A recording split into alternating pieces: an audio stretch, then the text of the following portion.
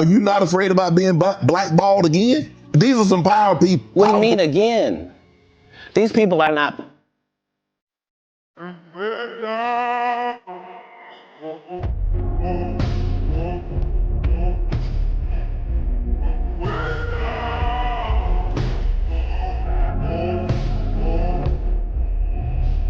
The whole conversation around Katt Williams hit a dangerous new level the moment Joe Rogan stepped onto his platform and decided to unpack the chaos that had followed Katt ever since he publicly challenged industry giants, especially the way Diddy's name floated in the mix. Rogan didn't frame it as a conspiracy, nor did he sensationalize it. He laid it out like someone who had been close enough to the machine to understand how it moves. Rogan explained that Hollywood isn't just a business, it's a network of unspoken alliances, hidden expectations, and people who know which buttons to press when someone becomes too unpredictable. And Katt Williams, with his razor-sharp honesty and refusal to play silent, had been unpredictable from the moment he entered the industry. Rogan made it clear that the tension surrounding Katt didn't explode all at once. It simmered, built, and crept up slowly, like pressure forming behind a sealed door. According to Rogan, once Katt started speaking freely about powerful names, even if he wasn't accusing anyone of wrongdoing, even if he was only making suggestive comments, the atmosphere around him shifted in ways the public never saw. Rogan described how bookings began to feel complicated, how venues that once begged for Katt suddenly had scheduling conflicts, and how media outlets seemed to publish every chaotic moment around him while ignoring his brilliance. The narrative was no longer about his comedy, it became about his unpredictability. Rogan made a point of saying that Katt was never taken down. Instead, the industry quietly dimmed the lights around him. You know, how many guys were on video saying, "Ain't no party like a Diddy party"? How many people like openly talked about being there? LeBron? Yeah, how Ashton Kutcher, all these people. Like, you guys all went, you didn't see nothing? You didn't see nothing? Yeah. Donnell. Donnell went? Yeah. Did he? Of course he did. Donnell like trying to defend himself. Is he really? Yeah. Is he trying to defend himself right now? It's pretty funny. I gotta call him up. No official blacklist, no documented punishment, just subtle moves that made it harder for him to stand where he once stood. Rogan said the system rarely confronts truth tellers head on.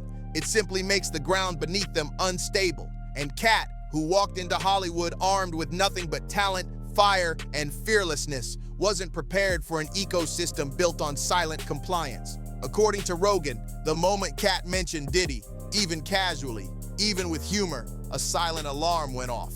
Not because he exposed anything, but because he broke the unspoken rule. Don't touch the influential names, even with jokes. From that point forward, every conflict Katt faced seemed amplified, every mistake magnified, every misunderstanding strategically timed. Rogan emphasized that it wasn't coincidence, it was reaction. The machine was protecting itself, and when machines protect themselves, the person standing alone feels the full weight of that shift, whether they understand it or not. Joe Rogan continued by explaining that Katt Williams entered Hollywood with a street-level mentality. Honesty first, consequences later. And while that mindset made him iconic, it also made him incompatible with the delicate political balance of the entertainment world. Rogan broke down how the industry expects silence around certain topics, not because anything illegal is happening, but because influence is currency, and powerful names act as the pillars that keep the system intact. If I didn't have a God protecting me, I would be toast. These motherfuckers hate me. I thought they were just gonna laugh it off. They did not laugh at all. Hollywood was so mad at me, I went back and watched the Shannon Sharp interview myself.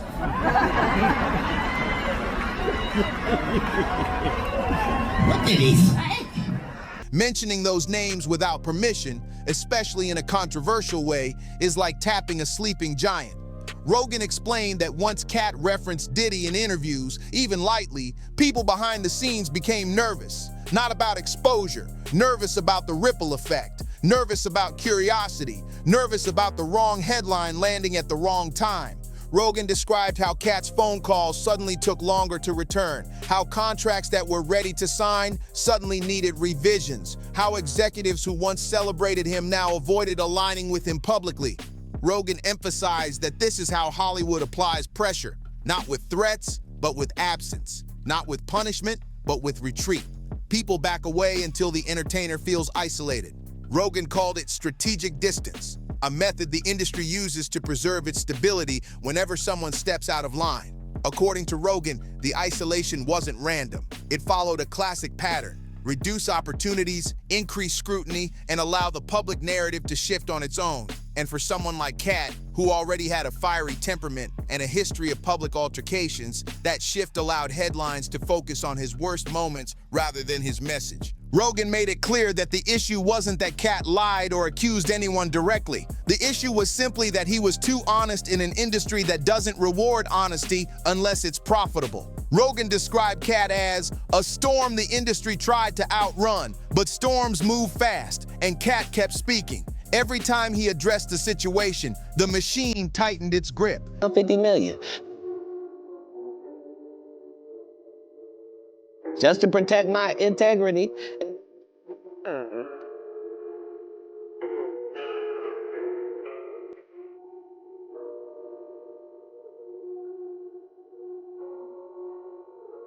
Be gay in Hollywood, you never expected.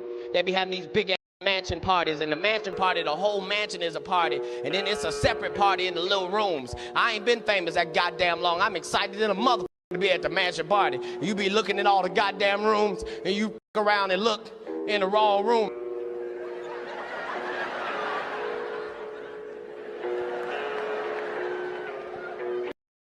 Katt wasn't fighting individuals, he was fighting gravity, and gravity always wins. Rogan explained that Katt began reacting emotionally to the isolation. He felt abandoned by peers, misunderstood by the media, and pressured by forces he couldn't see. According to Rogan, Katt wasn't imagining it. He was feeling the consequences of breaking the unwritten rules. But instead of falling silent, he spoke louder, and that only intensified the industry's response. What Joe Rogan highlighted next was the most revealing part of the conversation. Hollywood never had an issue with Katt's talent, only with his timing. Rogan explained that when Katt spoke up, the entertainment world was already under heavy scrutiny. Documentaries, lawsuits, controversial rumors, and shifting public trust made the environment fragile. People in power were already being questioned, and Hollywood was desperate to maintain control of its narratives. So when Katt added fuel by mentioning powerful figures, especially someone like Diddy, who commands enormous cultural influence, it created tension at the worst possible moment. Rogan described it as the final straw in a stack of problems the industry couldn't afford to let grow. Once Katt was seen as someone capable of stirring unpredictable conversations, every incident surrounding him gained exaggerated attention. Rogan pointed out how media coverage began focusing on chaos rather than context. One misunderstanding turned into a headline. One confrontation became a trending story. One emotional moment turned into a meme. Rogan said Katt wasn't being sabotaged. He was being overwhelmed. Hollywood didn't need to push him. It simply stopped protecting him. In an industry where most entertainers survive because of strategic shielding, losing that shield is like standing in a storm with no cover. Rogan called it narrative exposure. And once exposed, everything Katt did, good or bad, fell into the hands of people who wanted a story, not answers. Rogan emphasized that Katt became a symbol, not of rebellion, but of disruption. People whispered about him behind closed doors. Executives labeled him a risk. Publicists warned clients to avoid his topics. Industry insiders debated whether he was unstable or uncontrollable. The machine didn't silence Katt. It made him loud for the wrong reasons. And while Katt handled the pressure with pride, Rogan explained that the constant scrutiny created emotional exhaustion. Katt felt like he was fighting to defend his name every time he opened his mouth. Rogan said this wasn't paranoia, it was reality. The industry was reacting to him, not punishing him. But to Katt, the difference didn't matter. The weight felt the same. Rogan went deeper, breaking down how Hollywood views entertainers like chess pieces. The goal isn't to destroy a piece, it's to maintain the board's order. According to Rogan, nothing about the pushback Katt faced was personal. It was strategic. It was optically necessary. When an entertainer becomes unpredictable or uncontrollable, the system automatically distances itself to protect its structure. That distancing becomes even stronger when the entertainer begins speaking freely about influential names. Rogan emphasized that mentioning Diddy didn't make Katt an enemy, it made him unpredictable. And Hollywood avoids unpredictability like a plague. Executives don't want to wake up to headlines they didn't approve. They don't want viral clips they can't spin. They don't want comedy turning into commentary that raises uncomfortable questions.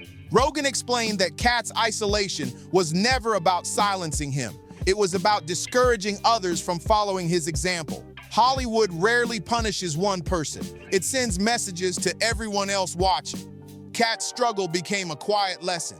Speak too freely, and doors quietly close. Rogan said this method has kept Hollywood functioning for decades. It's not about censorship, it's about conditioning.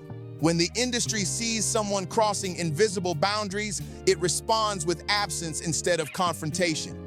Katt felt that absence immediately. Projects stalled, collaborations dissolved. Even fellow comedians hesitated to publicly support him, not because they disliked him, but because they feared being associated with someone the machine considered unpredictable. But Rogan also highlighted a deeper layer. Katt wasn't designed for silence. He was built to talk, built to expose, built to challenge. So instead of withdrawing, he pushed harder, which only amplified the industry's retreat. Rogan said this clash created a unique pressure, one that didn't break Katt, but forced him to stand alone in a way most entertainers never experience. The isolation didn't crush him, it reshaped him. It turned him into someone who no longer depended on Hollywood validation. And in a strange way, Rogan believed that this made him even more powerful. What Rogan respected most about Katt Williams was his resilience. Despite all the pressure, despite the scrutiny, despite the industry's attempts to contain him, Katt remained one of the sharpest, most respected voices in comedy. Rogan explained that Katt's strength comes from authenticity, something Hollywood can't replicate or control. Katt never needed the system's approval. He only needed a microphone, and that independence made him more dangerous than any narrative the press tried to build around him. Rogan said that every time Katt spoke, even during controversial interviews, the public leaned in instead of turning away. The audience recognized truth in his tone, even when they didn't understand the full story. According to Rogan, people see Katt as someone who refuses to fold under pressure. That makes him relatable, admirable, almost mythic. Rogan emphasized that the new media landscape changed everything. Hollywood no longer controls the conversation. Podcasts, live streams, social platforms, and long-form interviews allow entertainers to bypass the machine entirely. And that shift worked in Katt's favor. Once the industry stopped protecting him, the public started doing it instead. Katt found a new path, one that didn't require executives, gatekeepers, or curated PR strategies. Rogan said that Katt became uncancelable because he owned his narrative. Every time someone tried to paint him as unstable, he appeared on camera calmly telling his side. Every time someone questioned his career longevity, he sold out another show. Every time people doubted him, he delivered a performance that reminded the world why he's considered one of the greatest comedic minds alive. Rogan even suggested that Katt's past struggles might become part of his legacy, proof that even when a massive system applied pressure, he refused to break. In a world where entertainers often fold at the first sign of backlash, Katt became an example of persistence. Rogan predicted that Katt's resurgence wouldn't just be a comeback, it would be a correction. The new era rewards honesty, and Katt has always been ahead of that curve. In the end, Joe Rogan summed it all up with a perspective only someone in his position could deliver. He made it clear that nothing catastrophic happened to Katt Williams. The industry simply reacted to someone who refused to play by the rules. Katt didn't fall. He was pushed sideways, redirected, and forced to find a path outside the system's comfort zone. According to Rogan, the silent pushback Katt experienced wasn't designed to destroy him, it was designed to contain him. But containment only works when the person cooperates. Katt didn't. He kept talking, kept performing, kept challenging everything that didn't align with his values. That defiance turned him into something more powerful than an entertainer. It turned him into a cultural force.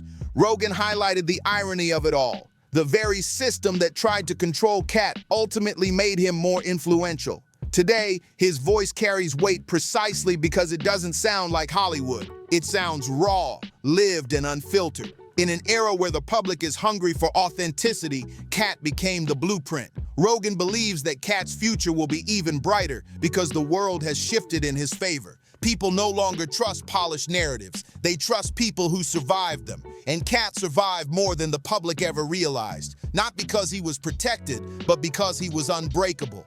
Rogan said Katt's journey is proof that the entertainment industry cannot silence a voice rooted in truth. They can delay it, distort it, or surround it with chaos, but eventually the truth cuts through. And that's exactly what's happening now. The culture is circling back to Katt, embracing him, and finally understanding the pressure he endured. Rogan ended by saying that Katt didn't just expose a system, he revealed its weaknesses. And by doing so, he became bigger than the narrative they once tried to contain. If you enjoyed this breakdown, make sure to like the video and subscribe for more deep dive stories just like this.